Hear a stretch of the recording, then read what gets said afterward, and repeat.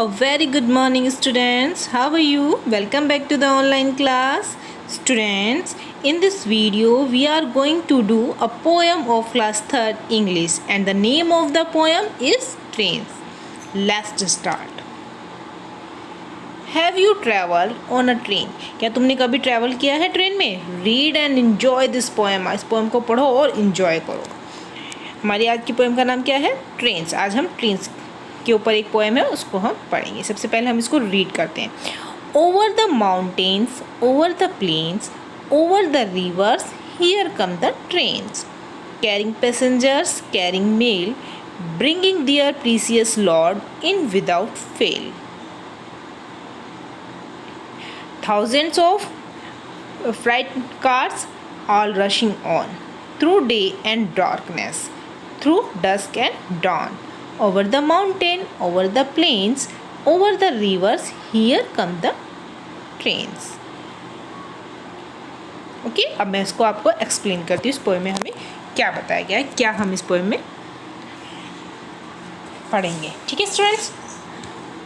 Over the mountain, पहाड़ों के ऊपर से, ओवर द प्लेन्स, मैदानों के ऊपर से, ओवर द रिवर, नदी के ऊपर से, हियर कम द ट्रेन, यहाँ पर ट्रेन आ गई है.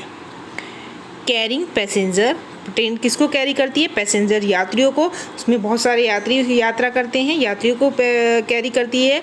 कैरिंग मेल्स, जो मेल्स हैं हमारे, जो लेटर्स आते हैं, है ना, मेल्स है, वो भी ट्रेन के थ्रू एक शहर से दूसरी शहर दूर दूर तक पहुंचाए जाते हैं, तो वो मेल्स को कैरी करती है. ब्रिंगिंग दियर प्रीसियस लोड, यहाँ तक कि वो हमारा जो प्रीसियस लोड होता है उसको भी कैरी करती है. हमारा जो कीमती सामान है उसको भी एक जगह से दूसरी जगह वो पहुँचाती है. इन विदाउट फेल, बिना फेल हुए, लगातार कंटिन्यू चलती रहती है, फेल नहीं होती है. और पैसेंजर्स को, मेल्स को, प्रीसियस लॉर्ड्स को एक जगह से दूसरी जगह बिना फेल हुए पहुंचाती है.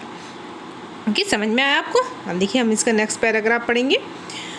थाउजेंड्स ऑफ फ्राइट कार्स, हज़ारों फ्राइट कार्स मतलब मालगाड़ी में जो डब्बे होते हैं वो लगे होते हैं, वो लगे रहते हैं. ऑल रशिंग ऑन, और क्या है, वो सभी क्या करते हैं, हज़ारों जो है उसमें डब्बे जुड़े हुए हैं जिसके अंदर क्या है, सामान भरा हुआ है, और वो सभी क्या कर रहे हैं, दौड़ रहे हैं.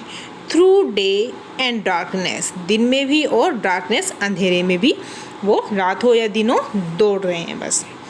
Through dusk and dawn, dusk किसको कहते हैं, जब हमारा सूर्य छिप जाता है, बट उससे पहले उसके बाद भी फिर थोड़ी थोड़ी रोशनी रहती है, उसको हम डस्क कहते हैं. एंड डॉन कहते हैं सूर्य जब सुबह के समय निकलता है उससे पहले जो हल्की हल्की रोशनी होती है उसको हम डॉन कहते हैं. तो थ्रू, चाहे डस्क हो या डॉन हो, मतलब सूरज के छिपने के बाद की रोशनी हो या निकलने से पहले की जो हल्की हल्की रोशनी होती है वो हो, दिन हो चाहे रात हो, ठीक है, अंधेरा हो चाहे उजाला हो, वो दौड़ती रहती है, कंटिन्यू चलती रहती है.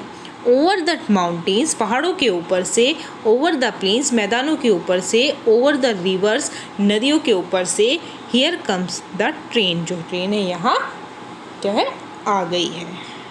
I hope students you understood this poem. Now you read this poem carefully and write this poem in your English notebook and draw the picture. Okay students, समझ में आया? क्या करना है आपको? आपको इस पोएम को ध्यान से पढ़ना है, फिर क्या करना है, इसको अपनी इंग्लिश की नोटबुक में लिखना है.